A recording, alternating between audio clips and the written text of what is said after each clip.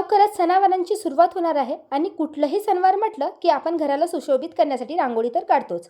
पण बरेच गृहिणी असतात ज्यांना रांगोळी काढायला वेळ मिळत नाही. या व्यतिरिक्त बरेचदा घरात लहान मुले असतील तर ती काढलेली रांगोळी विस्कटून टाकतात. तर त्यासाठीच मार्केटमध्ये आजकाल सुंदर सुंदर रेडीमेड रांगोळ्या अवेलेबल आहे. तर त्यातलाच एक सुंदरसा प्रकार मी आज तुमच्यासोबत शेअर करणार आहे, जो बनवायला अगदी सोपा आहे. तर इथे मी सर्कल आकाराचा एक MDF बोर्ड घेतलेला आहे. त्यानंतर ग्लूगनच्या हेल्पनी एक पॅच मी त्याच्या मधोमध चिपकवलेला आहे. मी इथे कुठलाही पॅच वापरू शकता. आणि त्यानंतर गोल्डन आकाराचे काही फ्लावर्स माझ्याकडे होते, तर ते 1 बाय 1 ग्लूगनच्या हेल्पनी मी सर्कलच्या पूर्ण कॉर्नरला स्टिक करून घेतले.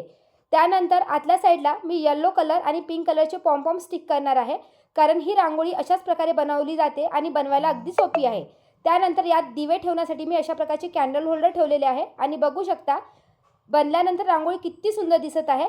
थोडंफार डेकोरेट करण्यासाठी यावर मी मिरर देखील चिपकवले. तर आय होप फ्रेंड्स तुम्हाला ही रेडीमेड रांगोळीची आयडिया नक्कीच आवडली असेल.